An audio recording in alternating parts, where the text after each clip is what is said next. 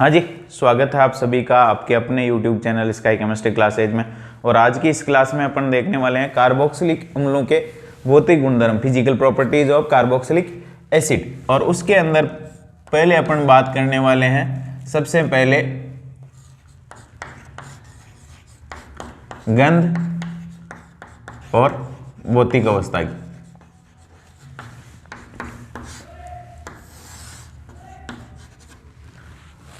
Carboxylic अम्लों के प्रारंभिक सदस्य जो है वो द्रव अवस्था में पाए जाते हैं। प्रारंभिक सदस्य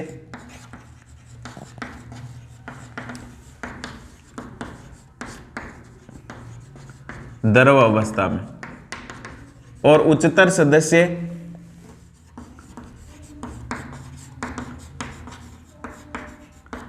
मोम जैसे ठोस होते हैं। मोम जैसे ठोस।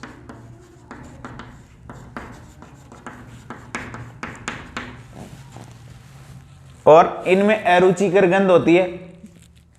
प्रारंभिक सदस्य जो हैं उनमें अरुचिकर गंध।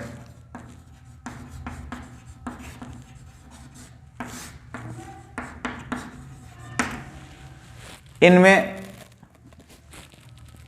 अरुचिकर गंध होती है और ये 9 कार्बन तक के सदस्यों में पाई जाती है। उससे उच्चतर सदस्य जो हैं वो गंधहीन होते हैं सामान्यतया।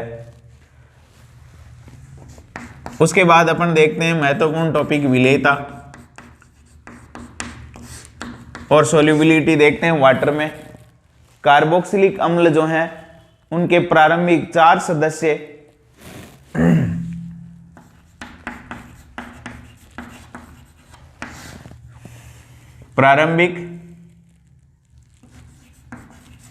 सदस्य किसके?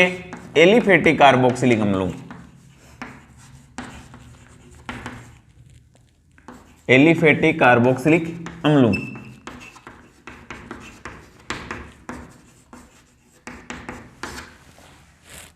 चार सदस्य जल में विलेय होते हैं पूर्णतया।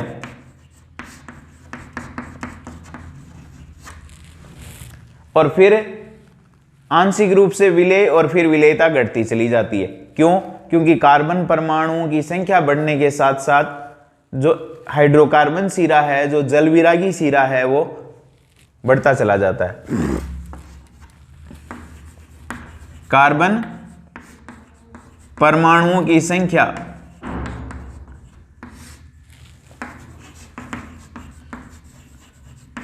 बढ़ने के साथ जल विरागी सिरा यानी हाइड्रोकार्बन सिरा बढ़ता चला जाता है।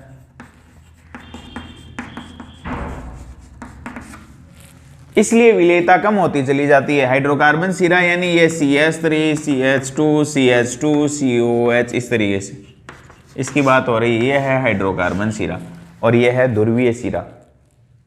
तो हाइड्रोकार्बन सिरा जैसे जैसे बढ़ेगा तो जल के साथ इसका कोई आकर्षण नहीं है, और जल के साथ आकर्षण नहीं है तो ये फिर जल में घुलना कम होते चले जाएंगे, अंततः घुलना बंद कर देंगे। यानी उच्चतर सदस्य जल के अंदर अविलेय होते हैं। और जल में इनकी विलेयता जो है कार्बोक्सिलिक एसिड की जल अणुओं के साथ हाइड्रोजन आबंध निर्मित करने के कारण होती है। जल में कार्बोक्सिलिक एसिड की विलेयता हाइड्रोजन बॉन्ड निर्मित करने के कारण होती है। निर्मित करने के कारण होती है। ये जल अणुओं के साथ क्या कर लेते हैं? अंतर आणविक हाइड्रोजन बंधों का निर्माण कर लेते हैं। जैसे ये है RC डबल बॉन्ड O और OH। ये जल के साथ इस तरीके से हाइड्रोजन बॉन्डिंग कर लेंगे। जल में हाइड्रोजन पॉजिटिव चार्ज पार्शियली और ऑक्सीजन आंशिक पार्शियली नेगेटिव चार्ज, ये नेगेटिव ये पॉजिटिव, इस प्रकार से हाइड्रोजन बॉन्डिंग कर लेते हैं। ये इसलिए ये जल के अंदर घुल जाते हैं, लेकिन जैसे जैसे ये R यानी हाइड्रोकार्बन सिरा बढ़ता चला जाता है, विलेयता कम होती चली जाती है। क्यों? क्योंकि हाइड्रोकार्बन सिरा जल से प्रतिकर्षण करता है, क्योंकि उसमें कोई ध्रुवीय परमाणु मौजूद नहीं है। हाइड्रोजन और कार्बन है, ये ध्रुवता प्रदर्शित नहीं करते हैं, तो जल अणुओं के साथ आकर्षण नहीं होगा, और आकर्षण नहीं होगा तो विलेयता कम होती चली जाएगी। लेकिन हाइड्रोजन बंधु के निर्माण के कारण इनके प्रारंभिक 4 सदस्य पूर्ण विलेय, 5 और 6 कार्बन रखने वाले, 5 और 6 कार्बन रखने वाले आंशिक विलेय, और फिर विलेयता कम हो जाती है बिल्कुल। एलिफेटिक कार्बोक्सिलिक अम्लों की बात हो रही है। अब एरोमेटिक कार्बोक्सिलिक अम्ल यानी बेंजोइक अम्ल, ये ठंडे जल के अंदर नहीं घुलता है, अविलेय है, लेकिन गर्म करने पर आंशिक रूप से घुल जाता है, क्योंकि इसमें बड़ा जो है वो हाइड्रोकार्बन सिरा मौजूद है। जल के साथ ये हाइड्रोजन बॉन्ड जो है वो नहीं निर्मित कर पाता, क्योंकि इसमें बड़ा एक हाइड्रोकार्बन सिरा मौजूद है। तो एरोमेटिक कार्बोक्सिलिक अम्ल यानी बेंजोइक अम्ल जल के अंदर क्या होता है, ठंडे जल में अविलेय, गर्म करने पर आंशिक रूप से घुल जाता है, लेकिन विलेयता क्या होती है, कम होती है। विलेयता के बाद में थर्ड है अपने क्वथनांक। और कार्बोक्सिलिक अम्लों के क्वथनांक हाइड्रोकार्बनों, ईथरों, एल्किल हैलाइडों, यहां तक कि एल्कोहलों से भी अधिक होते हैं। ये तो हो गए हाइड्रोकार्बन। फिर ईथर, एल्किल हैलाइड और एल्कोहल, इन सब से क्या होते हैं, कार्बोक्सिलिक अम्लों के क्वथनांक ज्यादा होते हैं। उसका कारण क्या है? उसके 2 कारण हैं। एक तो कार्बोक्सिलिक अम्लों के अंदर 2 कार्बोक्सिलिक अम्ल मिलकर के, कार्बोक्सिलिक अम्लों के अणु मिलकर के एक द्विलक का निर्माण करके उनके अणु संगुणित हो जाते हैं। जैसे ये R C double bond O OH और ये R C double bond O OH, ये इसका आंशिक पॉजिटिव हाइड्रोजन, ये आंशिक नेगेटिव, ये पॉजिटिव और ये नेगेटिव। यानी कार्बोक्सिलिक अम्लों के 2 अणु आपस में मिलकर के द्विलक यानी डाइमर का निर्माण कर लेते हैं, जिसके कारण इनके अणु आपस में एक दूसरे से गुथ जाते हैं, बंध जाते हैं, संगुणित हो जाते हैं। इन अणुओं को अलग करने के लिए फिर ज्यादा एनर्जी देनी पड़ेगी, और ज्यादा एनर्जी जहां देनी पड़ेगी, जहां टेम्परेचर ज्यादा देना पड़ेगा, वहां क्वथनांक क्या होंगे, हाई होंगे। तो कार्बोक्सिलिक अम्लों के अंदर क्या पाए जाते हैं, अणुओं के द्विलक पाए जाते हैं, जिसके कारण अणु जो हैं आपस में परस्पर अधिक संगुणित हो जाते हैं, और इन संगुणित अणुओं को अलग करने के लिए अधिक ऊर्जा की आवश्यकता होती है। और जहां ऊर्जा ज्यादा देनी पड़ेगी वहां क्वथनांक भी क्या होंगे, क्वथनांक अधिक होंगे। तो ये तो बात हुई पहला कारण। दूसरा कारण और देख लेते हैं। कार्बोक्सिलिक एसिड जो है